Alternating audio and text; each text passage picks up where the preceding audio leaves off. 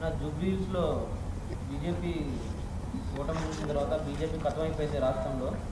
బీజేపీకి ఆస్కారం లేదు, బీఆర్ఎస్ఏ ప్రత్యామ్నాయం అంటూ బీఆర్ఎస్ మాట్లాడుతుంది. నేను మొట్టమొదటిగా వేలాది మంది భారతీయ జనతా పార్టీ కార్యకర్తలు, వందల మంది నాయకులు, ఇది వాళ్ళ భవిష్యత్ సంబంధించిన సమస్య.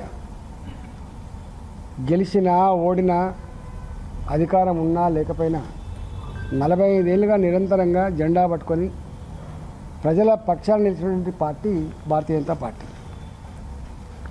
ఇవాళ వాళ్ళు కొంత ఈ ముఖ్యమంత్రి గారి స్టేట్మెంట్స్ కావచ్చు, ప్రతిపక్ష పార్టీ నాయకుల స్టేట్మెంట్స్ కావచ్చు, లేదా కొంతమంది అవగాహన లేకుండా ఇచ్చేటువంటి స్టేట్మెంట్స్ కావచ్చు, ఇవన్నీ చూస్తున్నా ద సాడ్ పార్ట్, బాధ అనిపించేటువంటి అంశం అది. నేను ఒక్కటి మీకు గుర్తు చేస్తున్నా, 2015లో 2016లో నారాయణఖేడ్లో కృష్ణారెడ్డి గారు చనిపోయింది. నారాయణఖేడ్లో కృష్ణారెడ్డి గారు చనిపోయింది. అక్కడ బై ఎలక్షన్స్ వచ్చినప్పుడు అప్పుడు కృష్ణారెడ్డి గారు కాంగ్రెస్ పార్టీ ఎమ్మెల్యే. కానీ కేసీఆర్ గారు అయ్యో చనిపోయింది కదా ఉదారంగా ఆ కుటుంబానికి కేటాయించలే. బీఆర్ఎస్ పార్టీ క్యాండిడేట్ పెట్టింది, భూపాల్ రెడ్డి గారు అనుకుంటా. అధికారంలో ఉన్నటువంటి పార్టీ కాబట్టి మొత్తం తనకున్న అధికార యంత్రాంగాలంతా వాడిండు. అక్కడ అధికార పార్టీ టీఆర్ఎస్ పార్టీ గెలిచింది భూపాల్ రెడ్డి 2016. ఆ తదుపరి పాలేరులో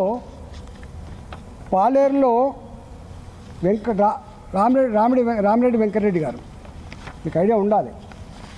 రామిరెడ్డి వెంకటరెడ్డి గారు మాజీ మంత్రి గారు, కాంగ్రెస్ పార్టీ ఎమ్మెల్యే, పరమపది చనిపోతే చాలామంది అడిగారు, ఆయన సీనియర్ మోస్ట్ లీడరు, తెలంగాణ కోసం తప్పించినటువంటి నాయకుడు, మీరు పోటీ పెట్టద్దని చెప్పి కేసీఆర్ గారిని కోరిండు. నథింగ్ డూయింగ్ అని చెప్పిండ్రు. మళ్ళీ సేమ్ 2016 ఎన్నికల్లో గెలిచినటువంటి నాయకుడు ఇవాళ మా మంత్రిగా ఉన్నటువంటి తుమ్మల నాగేశ్వరరావు గారు. నేను సంవత్సరం అవుతుంది ఎన్నికై. నేను మల్కాజిగిరి పార్లమెంటు మల్కాజిగిరి జిల్లా కింద వస్తుంది. ఒక్క రివ్యూ మీటింగ్ కూడా ఇంతవరకు ప్రభుత్వ పరంగా ఉన్నటువంటి మంత్రులు పెట్టలే. నేనే స్వయంగా శ్రీధరబాబు గారి ఇంటికి పోయి రైల్వే ప్రాజెక్టులు, దానికి ఉన్న హడ్డల్స్, ఇక్కడ లోకల్గా ప్రజలు ఎదుర్కొన్న సమస్యల మీద మాట్లాడొచ్చింది తప్ప ఎక్కడ కూడా వాళ్ళు రివ్యూ పెట్టిన సందర్భం లేదు. రెండవది, రెవెన్యూ పరమైన డబుల్ బెడ్రూమ్ సంబంధించిన అంశం మీద నేనే సచివాలయానికి పోయి మంత్రి గారితో ఒక మీటింగ్ ఏర్పాటు చేసుకొని మాట్లాడిన తప్ప ఎక్కడ కూడా రివ్యూస్ లేవు.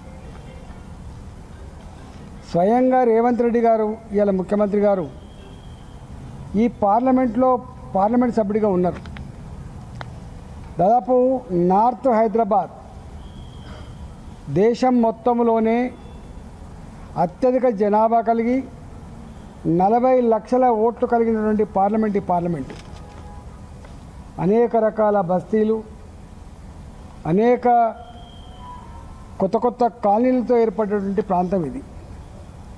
ఈ ప్రాంతం తిరుగుతున్నప్పుడు నేను 20 ఏళ్ళుగా ఎమ్మెల్యేగా మంత్రులుగా పనిచేసినాం.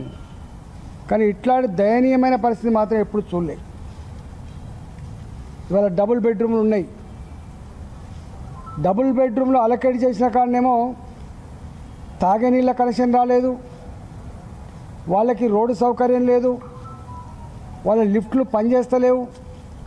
8 ఫ్లోర్లు 9 ఫ్లోర్లు పోవాలంటే ముసలోళ్ళు ఎక్కడెక్కుతారు? 2 ఫ్లోర్లు పోవడానికే కష్టం ఉంటుంది. 8 ఫ్లోర్ల డబుల్ బెడ్రూమ్లలో పోవాలంటే లిఫ్ట్లు లేవు. మేము మొరబెట్టుకున్నాం, మీరు జిహెచ్ఎంసీ చేస్తారా, హౌసింగ్ బోర్డు వాళ్ళు చేస్తారా, హౌసింగ్ డిపార్ట్మెంట్ వాళ్ళు చేస్తారా, వాళ్ళకు తెలియదు. కానీ ఈ సమస్య మాత్రం వెంటనే పరిష్కరించమని చెప్పుకోండి. నేను స్వయంగా డబుల్ బెడ్రూమ్లు పొందిన వాళ్ళ కాలనీలకు వేయించిన, డబుల్ బెడ్రూమ్లు పంచని వాడు కూడా వేయించిన. అక్కడొక బాధ, ఇక్కడొక బాధ. నేను ఈ తుర్కపల్లి పక్క పంటి మురాడిపల్లి అని ఉంటుంది. నేను 9 నెలల క్రితం అలకేట్ ఎవరికైతే అయిందో వాళ్ళతో మీటింగ్ ఏర్పాటు చేసి అక్కడ ఏ సమస్యలను రాసుకొని ఇచ్చి దాదాపు 8 నెలలు అవుతుంది. తాగే నీళ్ళు కనెక్షన్ ఇవ్వలే, లిఫ్ట్ లేవు, కరెంట్ లేదు. నేను ఒకటే కోరుతున్నా, ముఖ్యమంత్రి గారే ఇవాళ స్వయంగా ఈ మల్కాయిరిని రిపేరింగ్ చేసింది కాబట్టి 90% డబుల్ బెడ్రూమ్లు ఈ ప్రాంతంలో ఉన్నాయి కాబట్టి తక్షణమే ఈ సమస్యలు పరిష్కరించాలని చెప్పి నేను లెటర్ రాస్తాను. అంతేకాదు ఈ సమస్య మీద అవసరమైతే ఈ సమస్యల మీద ఒకసారి ముఖ్యమంత్రి గారు కూడా స్వయంగా వివరించే ప్రయత్నం చేస్తాను. రెండవది, మొన్న వర్షాలు పడ్డాయి. నిజంగానే 35-37% వర్షపాతం అధికంగా పడ్డది.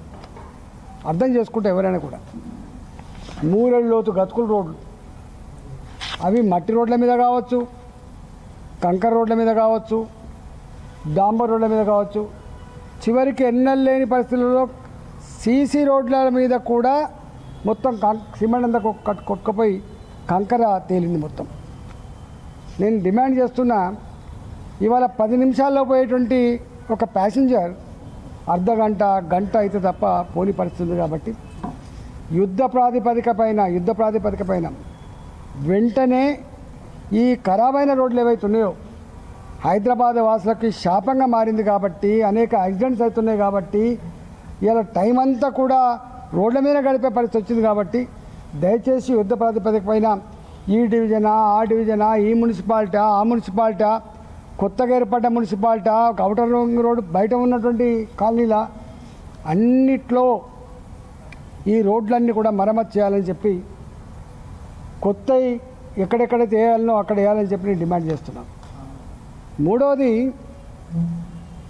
డ్రైనేజ్ వ్యవస్థ. కూకటపల్లి ఈ పార్లమెంట్ కింద వస్తుంది.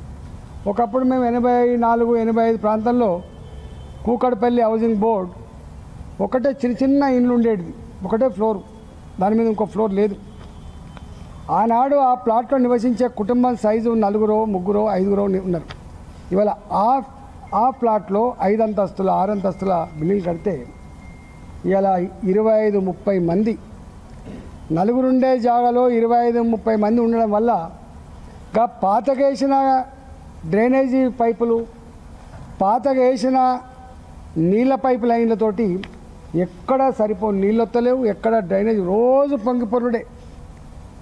ఆనాడు ముఖ్యమంత్రి కేసీఆర్ గారు చెప్పేది, ఈ సెక్రటరీ ముందు కూడా గిట్లే ఉంటుందా, గవర్నర్ గారి ఇంటి ముందు ఇట్లే ఉంటుందా అంటే ఇవాళ కూడా గట్లే ఉంది. ఆయన 10 ఏళ్ళు పాలించిండ్రు. స్ట్రాటజిక్ నాలా డెవలప్మెంట్ ప్రోగ్రామ్ అని అవన్నీ ఎన్ని చేసినప్పటికి కూడా ఇవాళకి కూడా మురికి కాలువలు మొత్తం పొంగి పొర్లి దుర్గంధపూరితంగా మారిపోయినాయి. నేను హైడ్రా కోసం తిరుగుతున్నప్పుడు అసలు డ్రైనేజ్ పైప్ లైన్లు కలపాల్సింది ట్రంక్ లైన్లకు, డ్రైనేజ్ ట్రంక్ లైన్లకు కలపాలి, ఎక్కడో బయటికి పోవాలి, అవి ప్లాంట్లలో శుద్ధి అయ్యి బయటికి పోవాలి. కానీ అన్ని పైప్ లైన్లు కొత్త కాలనీ షెర్లలకు ఇచ్చిండ్రు. ఈ షెర్లలకు ఇవ్వడం వల్ల మొత్తం చేపలు చచ్చిపోతున్నాయి, చుట్టుపక్కల కాలనీల గ్రౌండ్ వాటర్ పొల్యూట్ అయిపోతూ ఉంది, ఈగలు దోమలు కంపు వాసన. ఇవాళ వాటర్ బాడీస్ పక్కపండి ఉంటే, ఎక్కడైనా వాటర్ బాడీస్ పక్కపండి ఉంటే సంతోషపడే కాలం నుంచి వాటర్ బాడీస్ పక్కపండి ఉంటే అనారోగ్యం పాలే హాస్పిటల్ పాలెత్తిన పరిస్థితి చూస్తూ ఉన్నారు. కాబట్టి నేను ఒకటే కోరుతున్నా, ఈ డ్రైనేజీ పైప్ లైన్లు ఇప్పుడు జనాభా కాకుండా ఇంకొక 10 ఏళ్లకు ఎంత జనాభా ఉంటుందో దాన్ని అసెస్ చేసుకొని డ్రైనేజ్ వ్యవస్థ నిర్మాణం చేయాలని చెప్పుకొని నేను డిమాండ్ చేస్తున్నా. దీనికి కూడా ఈ కార్పొరేటరా ఆ కార్పొరేటరా, ఈ పార్టీ ఆ పార్టీ గెలిచి చూడకుండా హైదరాబాద్ నగరంలో ఎక్కడెక్కడ ఉందో ఆ పని చేయమని చెప్పి నేను కోరుతున్నాను. అట్లనే ఈ చెర్లపల్లి రైల్వే స్టేషన్ ఉంది, 430-450 కోట్లతో ఏర్పాటు చేసాం. ఆ రోజు రైల్వే డిపార్ట్మెంట్లో నేను కోరిన సోమనని, సరే 450 కోట్లు ఖర్చు పెట్టిండ్రు, ఒక 50 కోట్లు పెట్టి రోడ్డు కూడా ఏమని చెప్పినాం. వారు అన్నారు కొంత మీరు ఇస్తే మీకు కొంత ఇస్తా. అసలు వాస్తవంగా రైల్వే డిపార్ట్మెంట్లో ఈ మధ్యకాలంలో అండర్ పాసులు కానీ, రైల్వే అండర్ బ్రిడ్జ్లు కానీ, రైల్వే ఓవర్ బ్రిడ్జ్లు కానీ, రైల్వే పట్టాల మీద మాత్రమే రైల్వే డిపార్ట్మెంట్ ఇస్తుంది. అటుపక్క ఇటుపక్క ఉండేటువంటి అప్రోచెస్ రాష్ట్ర ప్రభుత్వ డబ్బుతో ఖర్చు పెట్టాలి. కానీ మేము కొట్లాడి మా రైల్వే మంత్రులు ఒప్పించి 100% అప్రోచెస్ డబ్బులు స్టేట్ గవర్నమెంట్ ఒక సింగిల్ పైసా లేకుండా ల్యాండ్ అక్వైర్ చేసి ఇస్తే చాలు, మొత్తం ఆర్యూబీలు కడుతున్నారు, ఆర్ఓబీలు కడుతున్నారు, రైల్వే అండర్ పాస్లు, రైల్వే ఓవర్ బ్రిడ్జ్ కడుతున్నారు. ఇప్పటి వరకు వాటి కోఆర్డినేషన్ లేదు, వాటికి సంబంధించిన మీటింగ్ పెట్టలేదు. చెర్లపల్లికి ఇంతవరకు రోడ్డు సౌకర్యం కల్పించకపోవడం వల్ల ఇవాళ ఓపెన్ అయిన రైల్వే స్టేషన్ పూర్తి స్థాయిలో వాడుకోలేకపోతున్నాం. 450 కోట్లు పెట్టి కట్టి 40-50 కోట్ల రూపాయలు రోడ్డు లేకపోవడం వల్ల అవుతుంది.